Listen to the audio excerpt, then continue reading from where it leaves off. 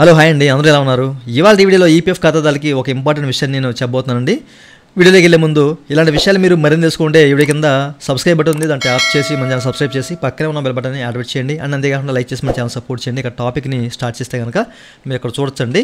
So EPF అనేది 26 మార్చి 2024 అంటే ఈ రోజున ఒక ఎస్ఓపీ అనేది రిలీజ్ చేస్తుందన్నమాట, ఈ యొక్క జాయింట్ డిక్లరేషన్ మీద. అట్లాగే ప్రీవియస్ ఎస్ఓపీ కూడా మీరు చెక్ చేసుకోవచ్చు. 11 మార్చి 2024లో దీని గురించి ఒక ఎస్ఓపీని రిలీజ్ చేసింది. అయితే ఈ రెండు ఎస్ఓపీ సంబంధించిన లింక్ మీకు వీడియో కింద డిస్క్రిప్షన్లో ప్రొవైడ్ చేస్తాను. సో ఓపెన్ చేసి జాగ్రత్తగా చదువుకోండి. నేను ప్రత్యేకించి మీకు చెప్పాల్సింది ఏం లేదు, ఓకే? సో ఇది మీరు క్లియర్గా చదువుకోండి, ఎందుకంటే లాస్ట్ వీడియో చూసిన వాళ్ళకి తెలుస్తుంది. అయితే ఈ రోజున 26 మార్చి 2024న వీళ్ళు ఎస్ఓపీని రిలీజ్ చేశారు కదా, ఇందులో ఏ మార్పులు చేశారు అనేది మనకి క్లియర్గా అయితే వీళ్ళు మెన్షన్ చేశారన్నమాట. అయితే మీరు ఇక్కడ నేను స్క్రోలింగ్ చేస్తానండి, అంటే నేను పేజ్లో ఓపెన్ చేస్తాను అనమాట. ఇక్కడ మనకేంటంటే ఏ పర్టికులర్ని మనము అప్డేట్ చేస్తే మనం ఏ డాక్యుమెంట్స్ అనేవి, సపోర్టింగ్ డాక్యుమెంట్స్ అనేవి ఏం అప్లోడ్ చేయాలి, ఏమి ఇవ్వాలి అనే విషయం మీద మనకి క్లియర్గా ఇక్కడ ఈపీఎఫ్ అనేది ఈ ఎస్ఓపీలో పొందపరచడం జరిగింది, ఓకేనా?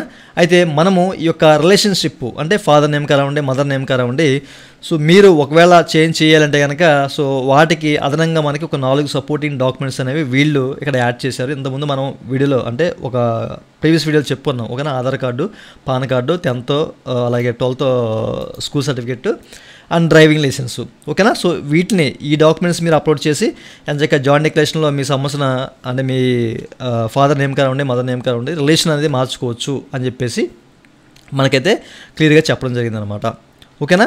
చూసారు కదండి. అయితే వీళ్ళు ఈ ఎస్ఓపీలో ఈ 4 ఇక్కడ అప్డేట్ చేశారు, అలాగే కొన్ని చిన్న వాటిని కూడా అప్డేట్ చేశారన్నమాట.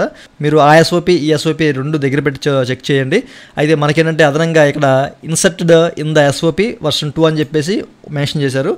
ఏదైతే ఎక్కడైతే ఈ పదాన్ని వాడారో సో ప్రతి ఒక్క చోట ఏంటంటే సో కొత్తగా అంటే చిన్న మార్పులు అయితే చేసిందనమాట ఈపీఎఫ్, ఓకేనా? సో ఇది మనకి కొత్త ఎస్ఓపీ అనమాట, పాత ఎస్ఓపీతో మన పని లేదు. బట్ ఈ కొత్త ఎస్ఓపీ ప్రకారమే మనకి జాయింట్ డిక్లరేషన్ అనేది ఏ విధంగా ఎడిట్ చేస్తారు, ఏ విధంగా యాడ్ చేస్తారు, ఓకేనా? సో ఎవరు ఓకే చేస్తారు, ఎన్ని రోజులు పడుతుంది, ఏ డాక్యుమెంట్ కావాలి, సో ప్రతి ఒక్క విషయం అనేది ఈ ఎస్ఓపీలో ఉంటుంది. సో మీరు జాగ్రత్తగా చదువుకోండి, ఓకేనా? ఈ 2 ఎస్ఓపీకి సంబంధించిన లింక్ వీడియో కింద మీకు డిస్క్రిప్షన్ ఉంటుంది, క్లియర్గా చెక్ చేయండి. సో ఇంకా మీకు ఏదైనా డౌట్స్ ఉంటే వీడియో కింద కామెంట్ సెక్షన్ ఉంది, కామెంట్ చేయండి. ఇదండి వాళ్ళ వీడియో. ఈ వీడియో మీకు నచ్చితే వీడియో కింద లైక్ బటన్ లైక్ చేసి మన ఛానల్ సపోర్ట్ చేయండి. అలాగే ఇలాంటి విషయాలు మీరు మళ్ళీ తెలుసుకునే వీడియో కింద సబ్స్క్రైబ్ బటన్ ఉంది, దాంట్లో యాప్ చేసి మన సబ్స్క్రైబ్ చేసి పక్కన ఉన్న బటన్ చేయండి. థ్యాంక్ ఫర్ వాచింగ్ అండ్ జై హింద్.